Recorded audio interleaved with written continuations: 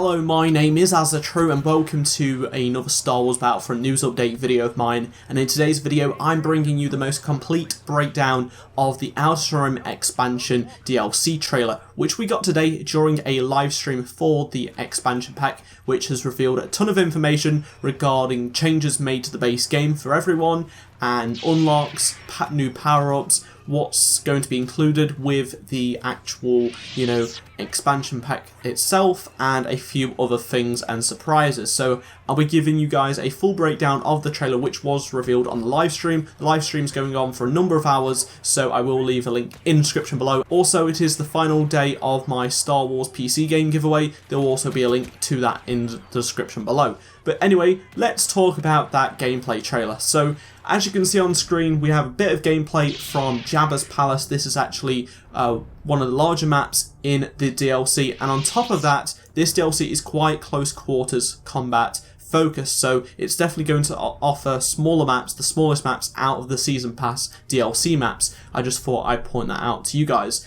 Next up, we have the Disruptor rifle, which is a brand new weapon in the game, and this is actually a power-up.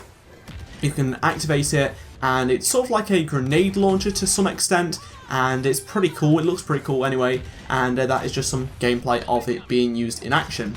Next up, we have a little bit of extraction gameplay, which is a mode exclusive to this expansion pack, which features the rebels trying to guard this sort of like just some sort of cargo basically on this hoverboard, and then the Imperials are fighting back. The rebels are trying to extract it, sort of thing. It's kind of a bit like cargo, but it is one way, and it's got 3 different segments to it, so it's a bit like Walker Assault in a way, and it supports 16 players. Most of the game modes on this are 16 players. There are no large maps within the game, so Walker Assault, Turning Point, and Fighter Squadron won't get a new map in this DLC. And then we also get some gameplay of the combat role, which hasn't officially been announced, but it was briefly shown in this trailer, so it seems to me that they are adding rolling to the game, side rolling, which a lot of people have requested.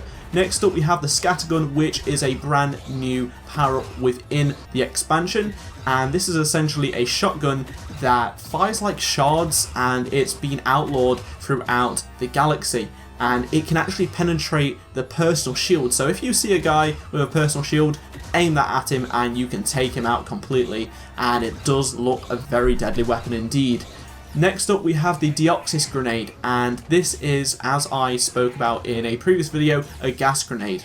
And you can see through the green smoke. It's very, very see-through, but at the same time, it's very, very deadly. So if you walk into it, you're going to die, and as you can see, these stormtroopers are failing to it. Now let's talk about the Adrenaline Stim, which is a brand new star card, and it is a charge-based card. This can be used by anyone, and it literally recharges the health of that player very, very quickly, straight away. So if you're in a really sticky situation like this guy who's on really low health, or need to take people out, or need to escape, activate that stim and you will survive, and I think that's going to be very, very useful indeed. Next up, we have the Relby V10 rifle, which Bosk, the bounty hunter, actually owns, and this is a brand new weapon exclusive to the players of the Outer Rim, and it seems pretty cool. I'm interested to try it out. Here is Nynum, the hero of this expansion pack. He has 3 different abilities. One is a pulse cannon, which has the same amount of damage as the regular one, but it can be reused much quicker than the usual one.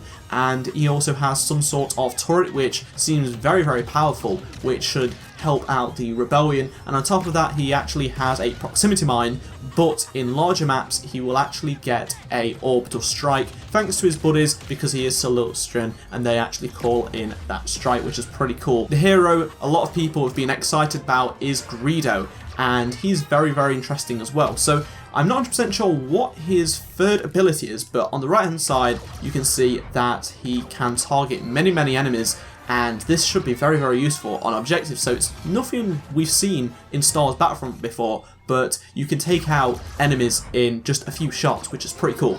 And now let's talk about his trait. So they've actually introduced traits into heroes and villains, and he has a confidence meter. So we knew he was pretty confident, and that's what they've based it on. and literally he starts off with a thermal detonator. If you get so many kills, he will then move up to a impact grenade.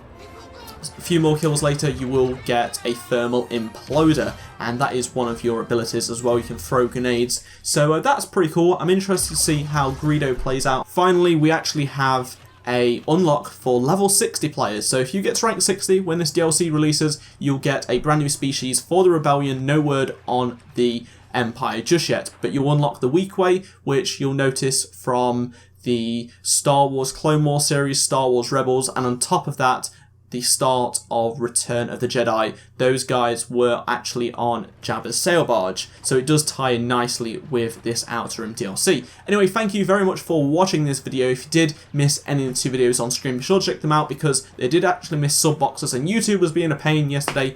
But anyway, thank you very much for watching again, and I shall see you all in my next Star Wars Battlefront video. Goodbye.